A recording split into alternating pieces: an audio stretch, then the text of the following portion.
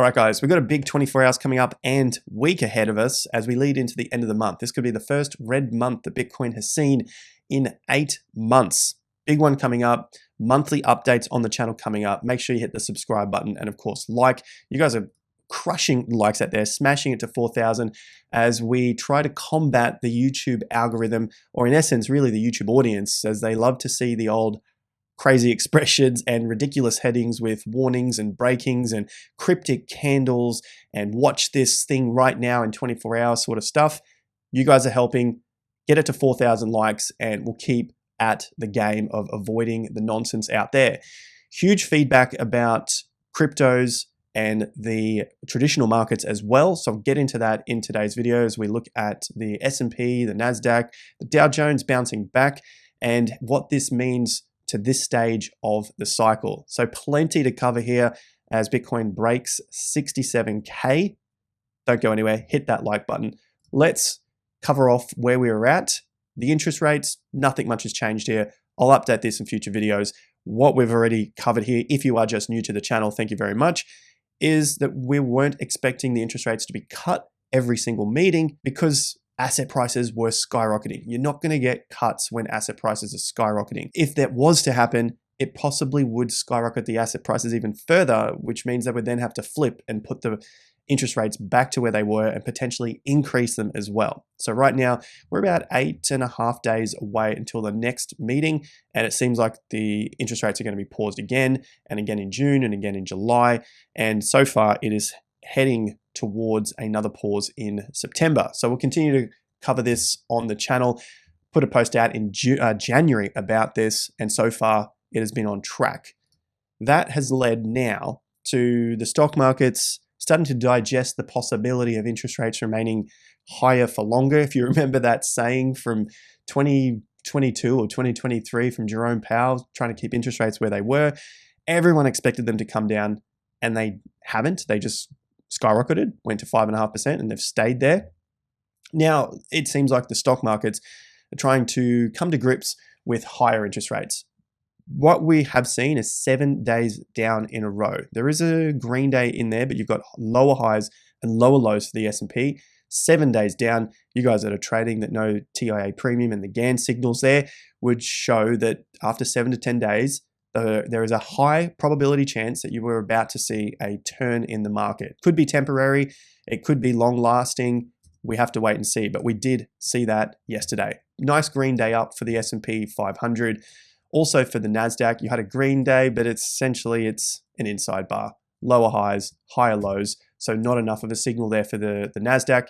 But for the Dow Jones, we've now seen a big green reversal, higher close here above all of that previous action. And then yesterday was another up day, higher highs, higher lows, green bar as well, closed higher than where it opened. So positive signs are starting to come through for the stock market, at least in this case for the Dow Jones and the S&P 500. The tech stocks still have a little ways to go. It all seems to be working well with the seasonality, something that we've been covering for many months now, thanks to Almanac Trader, just looking at the seasonality of the year ahead of us with an election year coming up. And if we were to update this chart here, essentially it would look something like that. We've got a top on the 1st of April. Remember, we were looking for a correction in the first quarter of 2024. So spare me a day. We got to that correction on April 1st for the S&P, and to update it, we're somewhere around the 23rd now of April. We're down 7%. So that would take us roughly here. And so if the channel was to be produced, then the trading channel would be something like that. And that would be similar to what you've seen in the past. You can see you've got tops here in the blue line, and the market basically churned sideways for March, April, May, and then eventually started to break out in June until you had that next move on in the year.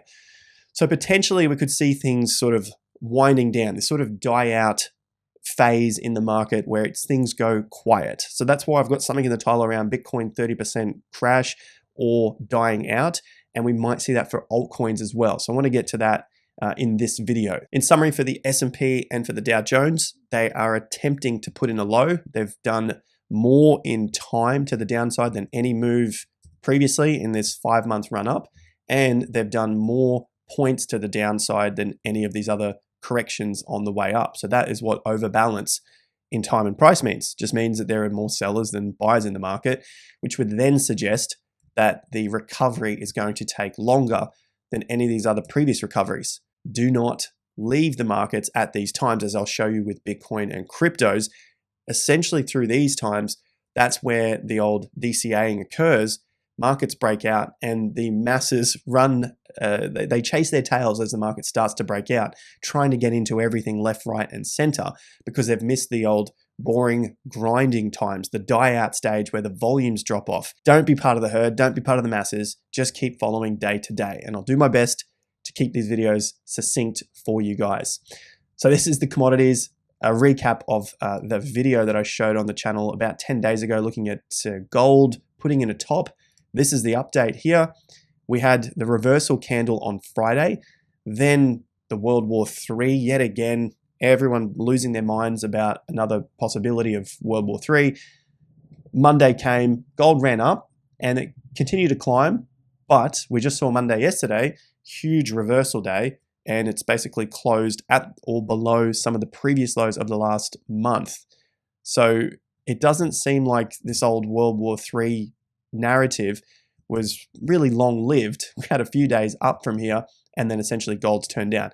Essentially, people look at gold as that safe haven if bad things happen in the world. It's as simple as I can put it. Hopefully it's not offending too many of the Karens out there, but we didn't get the old World War III huge hype from the media, which is what they were, hoping for, or at least explaining to why things should happen in the markets. Same thing happened for oil. If you remember this from the chart, on Friday, 12th of April, I probably put the video out on the 13th on the Saturday. Again, that called the top. Friday before Iran-Israel conflict, market came down. Okay, so essentially for us, it is a lesson about the news. That's just a quick update. Hopefully that's helped you guys. I saw a few comments saying you'd rather hear about understanding how the market works and news and how this all comes together, as opposed to the same old BS that a lot of people talk about. And it's just fear, fear, fear. And essentially the market goes the opposite direction to what they're suggesting. So again, those signals played out and we saw the prices fall from here. You would think that oil would go up when, like gold, when you see some international conflicts of World War III again, right? So that moves us on to the SP 500. A few bits of data points here for the possibility of a low and potentially going into that grinding phase here. The McClellan oscillator versus the broader stock market. Essentially, to keep it nice and succinct for you as we look at the data here, when this oscillator shows a signal, it's typically around the lows. You can see here on these red dots. And 6 to 12 months later, or even 2 to 12 months later, you've got a pretty good win rate. 12 months later has 100% so far on the 1, 2, 3, 4, 5 data points that it shows. So maybe we'll get a loss here, who knows, right? But that's a pretty good win rate, 4 out of 5 times for the 2 to 6 month periods that you would see higher prices in roughly sort of 6 months time from where we are, which would potentially go in line with the grinding effect here before you start to climb out of that. So that's the McClellan oscillator firing off now, suggesting that you're going to see median returns of about 19% 12 months later, and then an average return of about 25.5% 12 months later. All we're saying here is looking forward to the next 6 to 12 months. It seems like the market should be higher, but this next period could be that period that we see the grinding effect for the stock markets. So that's the 18.6 year cycle. Again, if this one is new to you, make sure you subscribe to X and the channel. It seems like we still are in the winner's curse phase, which is this movement here, going into the peaks of roughly 2025, 2026. More on that in future videos. We've covered that multiple times. I want to get on to BTC now and where we are sitting here at $67,000. Yesterday's video, this was the key area that Bitcoin had to close above so that it could start its attack to consolidate above the 50%, which is 66,700, and those previous tops here at 66.9. So essentially that round number of roughly $67,000. That is going to be the key area for Bitcoin now to mount its attack to 69 and then 71. So overall, things are looking well to the upside. However, what we have seen is a lowering in the volume. It's not uncommon to see that if you are in a trading range. So let's keep that in mind. the thing we need to see moving forward is when it does break through, you start to see an increase in the volume so that there are more buyers coming into the market when it does break out. So right now it is a break, but it's not a very convincing break, similar to what we have back here. So this happened 8th of April. We had that breakout. It took out the $72,500 level, which was our gotcha bar, basically where the late masses got in and then the market tanked from there. So it took out the top of that bar, but closed lower. So it closed underneath the previous swing top here, 71,790, right? The close there was 71,600. So just 150 odd bucks lower than that top, which then signaled a reversal and a test of the underside, lower swing top formed, and then you had another collapse from there. So basically, well, it collapsed from 71K to 61K, okay? So I'm on the lookout here just because we had that lower close, 66.8, and the top here was 66.9, so 50, 60 bucks difference. So just keep in mind there, if we are to see another couple of days, this would be strong, closes above that level. The weakness now would be closes under that level, basically closes under the $67,000 level.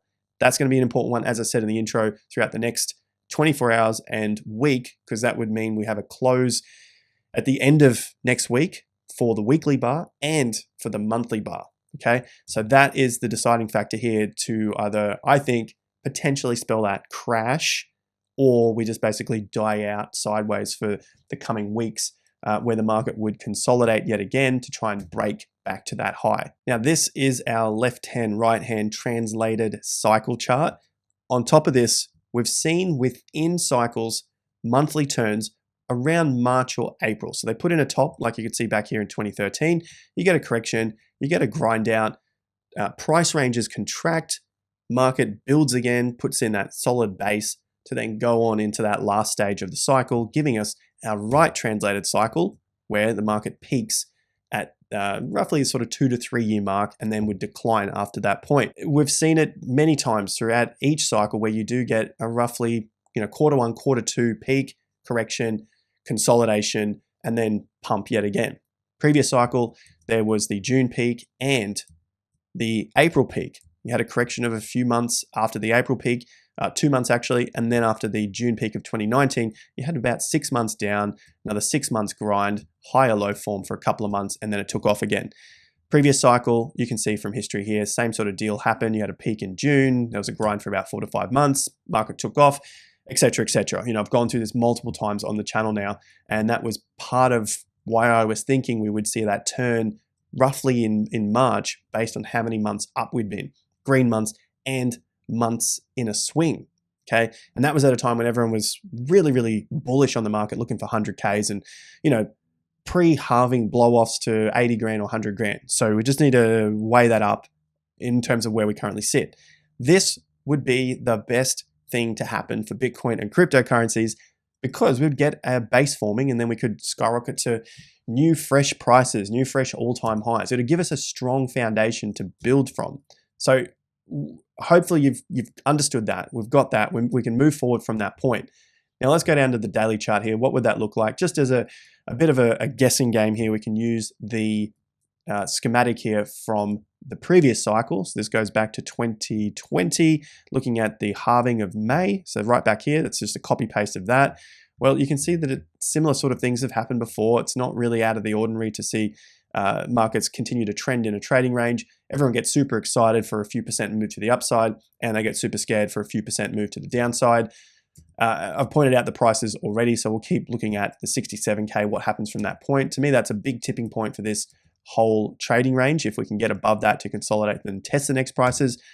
Other than that, there's not much that can really be said because there aren't any more signals breaking key support and resistance. The 60K at the bottom, the 74K at the top, they're going to be the key levels moving forward. So in terms of the left and the right translated cycle, essentially determining whether it's a weak move to the upside and then a long drawn out bear market or a longer bull market and then a quicker bear market, is still much hope and much possibility that we do head into a right translated cycle. It would only be, I think, if we just shot up from this point and went pretty hard, then yeah, we'll probably be down for quite some time. So the longer this is drawn out, the better it is for the overall cycle and the better it is for cryptocurrencies. So that brings me to the altcoin market cap. Looking at where we sit here, trying to test that 520 billion. The same sort of analysis applies to the altcoin market cap as it did for Bitcoin because of where the market sits in terms of its 50% level of this entire range. The difference here, well, slight difference, and similarity to what the altcoin market has done before to try and figure out, is now the best time to buy? Should I wait? That sort of thing. You can see from the previous moves, it's done a pretty significant move down quickly. So 1, 2, 3, 4, 5 weeks got to that low here. So you can see this in this red arrow. And then it was just grinding around for 2, 4, 6, 8 to 9 weeks. And then it started to take off. I'm not saying this exact thing is going to happen again. However, it might be something similar. We had 4 weeks straight down, very harsh move to the bottom, and then maybe we just go on a bit of a grind here for the next month or two. It wouldn't be out of the ordinary for the altcoins to do that, especially after such a significant move to the upside, rejected at 50%, and potentially if it does start to fade out again, that would be a fantastic opportunity to be getting into those cryptocurrencies. But to get there, it typically has to suck the most amount of people in who are still in the market, which doesn't mean it goes to new fresh highs and then collapses, but there could be still a lot of bullishness just in the backseat drivers here, hoping for bigger prices. Now, that's where you get those complacency moves, and then it starts to fade. Remember, this was a 9-week move. So even half of that, even if it's 4 weeks, 4.5 weeks, that still is a lifetime in crypto. This could be this week we head up, and then the following week we start to head down, and so they get excited, they get fearful, and that sort of movement happens again. The way you would know that that is not going to happen, it's not going to come back down, is if it starts to consolidate above key resistance levels, which would then become support. And right now, that major 50% at 580 billion is the key level to be watching for the altcoin market cap to get above and consolidate. For now, these could still be little pumps to the upside. Nice little alert going on here for render. We're seeing some strong altcoins coming through. Speaking of which, Solana's hasn't been too bad. Keep in mind what I just talked about here, this little pump up and then potential fade out. Solana's been reasonably good. It doesn't mean it's going to be a failure if it fades out. It just means it needs more time. And I did mention earlier about the volume profile here. So that could just mean that we're going to see a bit of a grind between key support and resistance levels until that volume dries up, and then you see those higher volume breakouts. What am I talking about? Go back to 2023. You can see you had a big volume breakout, and then it just faded out and the volume dried up. Then it started to break out yet again. Look at the volume increase. It broke out and it faded out to the downside right here and put in a higher low. And then it broke out again on higher volume, and the retracements were getting shorter and shorter until it got into this final peak here at 180,000 Satoshis on huge volume. So that's the sort of profile that I'll be looking out for in this next stage. Maybe we start to run up here. You'll see maybe some increased volume, but then it fades out, which is absolutely okay. It's just showing you've got higher lows forming on the macro scale here.